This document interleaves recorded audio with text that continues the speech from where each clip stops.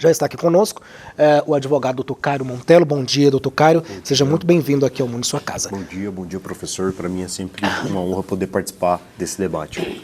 Tá certo. Olha só, e ainda falando sobre esse caso, a ministra do Supremo Tribunal Federal, Carmen Lúcia, apresentou nesta quinta-feira seu voto no julgamento da trama golpista, em um discurso marcado por citações literárias, críticas ao autoritarismo e observações sobre o papel das mulheres. A magistrada reforçou que os atos de 8 de janeiro de 2023 foram planejados e tinham como objetivo enfraquecer as instituições. Para ela, os réus da trama golpista buscaram enfraquecer o Estado de Direito sob o argumento de defender o país, mas, entre aspas, a Constituição não abriga atalhos autoritários, mesmo quando transvestidos de bem. Em seu voto, Carmen Lúcia aponta, entre aspas, prova cabal de que Bolsonaro liderou a organização criminosa contra as urnas. Vamos conferir. A Procuradoria afirmou exatamente, e acho, e já antecipo que para mim fez prova cabal, de que um grupo liderado por Jair Messias Bolsonaro, composto por figuras chaves do governo, das Forças Armadas e de órgãos de inteligência, desenvolveu e implementou plano progressivo e sistemático de ataque às instituições democráticas, com a finalidade de prejudicar a alternância legítima de poder nas eleições de 2022, minar o livre exercício dos demais poderes constitucionais, especialmente do poder judiciário. A ministra ainda lembra que Bolsonaro foi julgado por lei que ele mesmo sancionou. Vamos ver. Curiosamente, presidente, nem se pode discutir neste processo a legitimidade da legislação que é apontada pelo Procurador-Geral, porque a Lei 14.197 tem no seu autógrafo, ou seja, a assinatura da proposição legislativa que é sancionada e que, então, transforma aquela proposta em lei, quem assina a Lei 14.197 são 4 dos 8 réus nesta ação. Jair Messias Bolsonaro, Anderson Gustavo Torres, Walter Souza Braga Neto e Augusto Heleno Ribeiro. Eles é que assinam este projeto de lei. Então, não apenas é legítimo, foi feita pelo Congresso e promulgada na forma da Constituição, como ainda não se podia dizer que não se desconhecia que tentar abolir o Estado ou atentar contra os poderes, porque 4 dos 8 são exatamente os autores, os que têm a autoria do autógrafo desta lei. Professor Márcio Manuel, quero começar com o senhor. A gente já vinha aí acompanhando e todo um cenário se desenrolando, se desenvolvendo durante todo esse processo. Há alguma novidade, diante da sua perspectiva, professor Márcio Manuel, desse julgamento? Porque já se dizia o seguinte: ok, Bolsonaro será condenado. Mas aí se começa o julgamento, a gente também já via aí algumas entrevistas do ministro Fux. Ou seja, o que eu queria perguntar é o seguinte: alguma novidade desse julgamento, ou de fato, o que se desenrolou era justamente o que já se esperava, professor? Primeiro eu quero deixar claro que eu não vou dizer que ninguém fica satisfeito com isso. É claro que muita gente fica satisfeito, vai ter inclusive um carnaval fora de época no Rio de Janeiro para comemorar a prisão desses acusados. Agora, eu quero dizer, eu particularmente, isso não me deixa feliz. Nós não queríamos que estivesse acontecendo, nós queríamos que esse pessoal tivesse aceitado a derrota nas urnas em 2022 e que o Brasil prosseguisse. Isso não é bom, isso nunca é bom. Você prender um presidente da República, você prender alto escalão da própria gestão do presidente Bolsonaro, isso não é bom. Mas se for necessário, tem que acontecer. Bom, respondendo a sua pergunta, quanto à quantidade de votos, eu não tinha dúvida. Muito embora eu sempre falo, cabeça de juiz e bumbum de bebê, você nunca sabe o que tem lá. Agora, a maneira em que Luiz Fux, o ministro Luiz Fux, ele conduziu, ele se portou, ele se declarou no seu voto, para mim foi surpresa. Por quê? Porque neste mesmo processo, nessa mesma casa, que é a nossa Corte Maior, que é o Supremo Tribunal Federal, ele condenou aí em torno de 450 acusados que estavam no 8 de janeiro.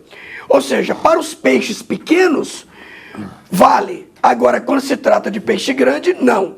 Então, uma postura estranha. Outra postura estranha dele, respondendo a sua pergunta, o que me surpreendeu?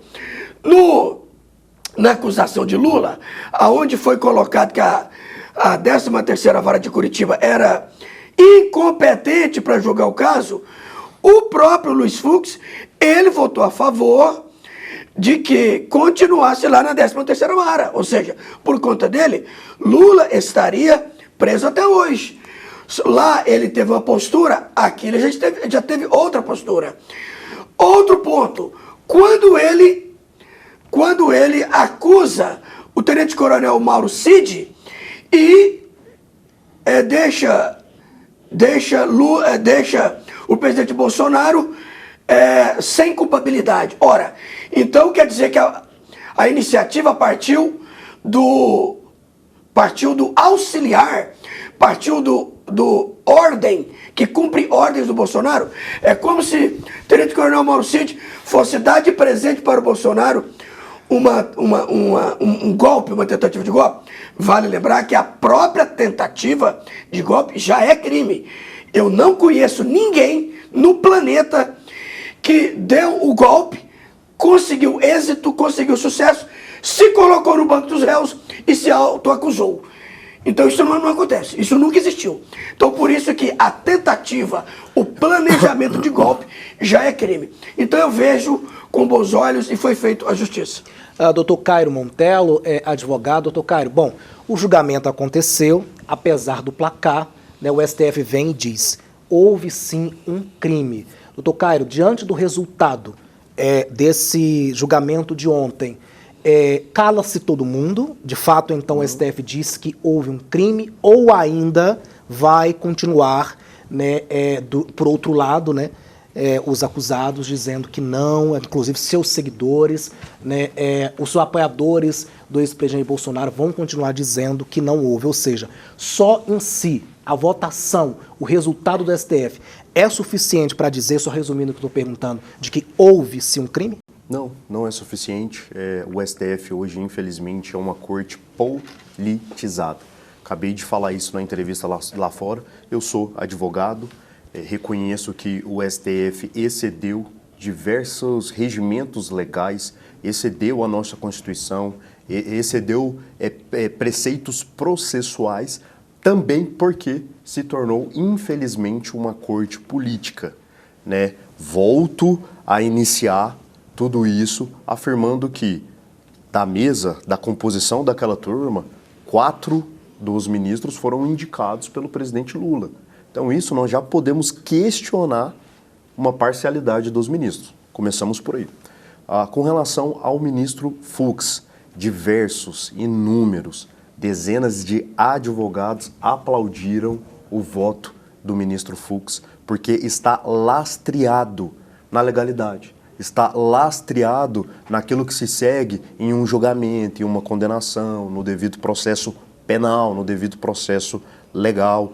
E uma das falas que faz muito sentido, que o ministro Fux destacou, é que não há nos autos provas sólidas de que o Bolsonaro ordenou ou teve controle sobre operações violentas ou de fechamento de instituição. Ele entendeu que a simples defesa do sistema de votação, que é democrático, a sua liberdade de criticar, a sua liberdade de opinar, não pode ser tratada como planejamento, como subversão. Então ele deixou cristalino, fala, pessoal, o que nós temos é vídeo, é fala, é ele comentando, mas não existe ordem. Não existe ordem de derrubar instituição, não existe ordem da população atacar, destruir e etc. Lembrando que golpe de Estado é com uso de violência. Nada disso aconteceu. Arma, não tinha armamento. Que derrubada de governo a tal da minuta também não é suficiente. Sem assinatura, também não é suficiente.